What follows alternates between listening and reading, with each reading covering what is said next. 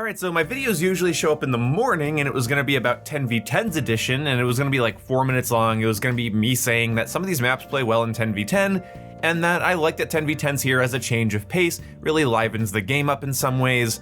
Despite some messy spawns and some camping, it's still fun enough, and well, I don't really get to say that anymore.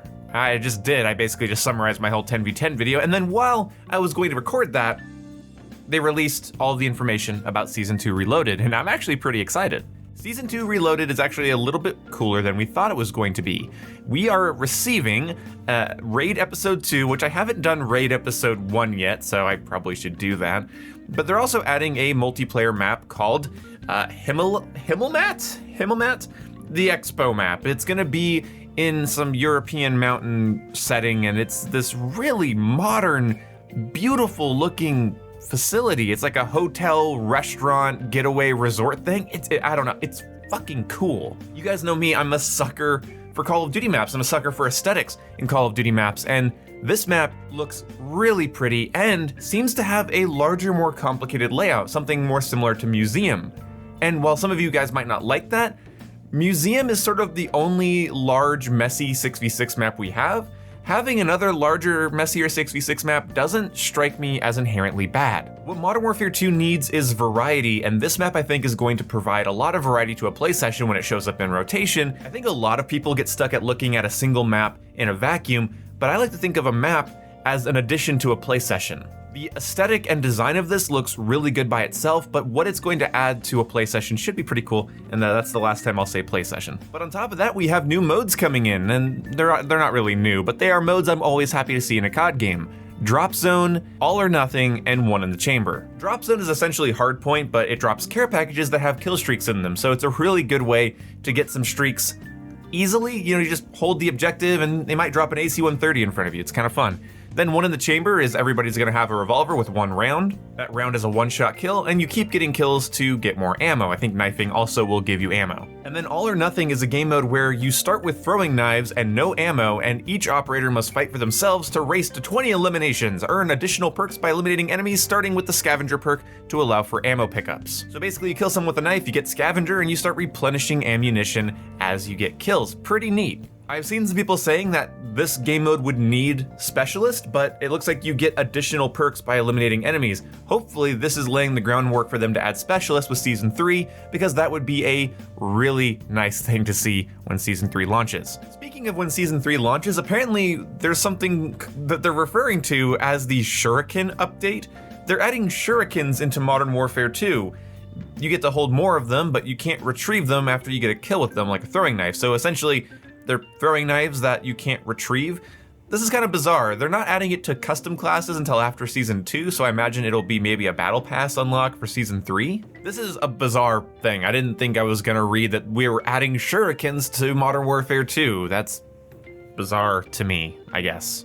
Also, for all of you people that unlock the crossbow, don't worry, there are gonna be more challenges in the Path of Ronin event, where you are going to be able to unlock new camos by completing new camo challenges, and most of them, if not all of them, are just headshots and getting kills from behind with melees and getting kills with launchers. So for assault rifles, get 125 headshots, battle rifles get 75 headshots, submachine guns 100s, you know, you can see it here on screen. And completing a weapon challenge unlocks a new camouflage, Winds of Ash. That'll be unlocked for every weapon in that specific category. Complete all 10 challenges to earn another new camo for every weapon, Bowing Blossoms, as well as a golden charm that represents your dedication to following the path of the Ronin. Kinda cool. We're basically getting the Cherry Blossom camo from Black Ops 2 back, and this is kind of a fun way to earn it. If you've already completed your Orion grind, or you're in the middle of your Orion grind, this is just gonna be one more thing for you to progress towards, and just getting headshots, stabbing someone in the back and blowing people up, it's gonna be pretty easy, and I think it's gonna be a lot of fun to unlock camos this way. The universal camo concept that they have in this game is so good because it allows for stuff like this. They can just add an event where you complete a series of challenges and you get a new camo that no one else is gonna have unless they complete that challenge. More stuff to grind towards like this is what I want to see with every season going forward. The next weapon we're getting is a marksman rifle, the SR-25, and I'm really excited about this. Now it's sort of unclear if this weapon is the M110 or the SR-25, those are both essentially Knight's Armament DMRs, or it might be modeled off the RSAS, the Remington semi-automatic sniper system. I don't know. So it's an M110 SR25 RSAS. I don't know, but it looks pretty cool. I was kind of hoping for a new battle rifle versus a marksman rifle because we already have a ton of marksman rifles, but I am happy to get something that isn't a shotgun or an AR, so exciting news there. And then here's what I like. With a base capacity of 20 rounds, you can afford to utilize its fast fire rate in the heat of battle. Its recoil, though predictable, requires a steady hand and has a quick and noticeable kick up and to the left. Like the KV Broadside released earlier in Season 2, the Tempest Torrent has the unique property of being a new weapon on an existing platform from the Modern Warfare 2 launch. That means most attachments that were unlocked from the M4 platform can be used on this weapon, so be sure to unlock everything from that platform to ensure maximum versatility when the Tempest Torrent becomes available. Like, it's really old school Call of Duty the way they also tell you to like use overkill with an SMG or just a really good sidearm or shotgun that you can then, use for close quarters and then swap back to the Tempest for long range. Like, it's kind of fun the way this blog post is written.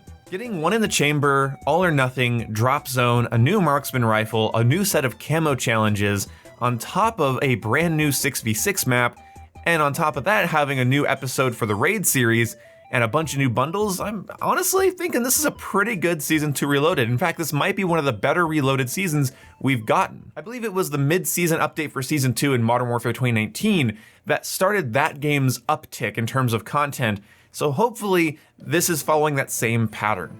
All of this combined with the fact that we now have 10v10 Mosh Pit means that Modern Warfare 2 is looking up. However you want to slice it, this is a lot of really good free content. Minus the fact that I mentioned bundles a second ago, which I never do, and I actually don't know why that came out of my mouth. I'm probably being brainwashed by Activision. But, well, I actually might be, because this skin that they're adding, this like 90s live action TMNT Shredder military operator skin, I kind of hate myself for loving it. And especially since I think this game needs more milsim skins and more grounded skins and more nostalgia skins. But this, I hate myself for loving it. I'm gonna hate myself more when I buy it. Either way, this is looking good. Modern Warfare 2 is on the uptick, and I'm a little proud of those guys and gals at Infinity Ward putting together such an awesome package for us. I think everyone should go buy Modern Warfare 2 and use discount code NONETHEFUCK because I'm not sponsored by Activision. But you guys are gonna call me a shill for thinking this is a pretty good update, so I might as well just sort of steer into that skid. Whatever. See you when I see you guys. I love you all. And if you are enjoying Modern Warfare 2, hit a like and let me know what you're most excited for. If you're not enjoying Modern Warfare 2, hit the dislike, hit the bell icon, watch me live stream it, and tell me how stupid I am for playing it. That's not a waste of your time at all. Love you. Goodbye.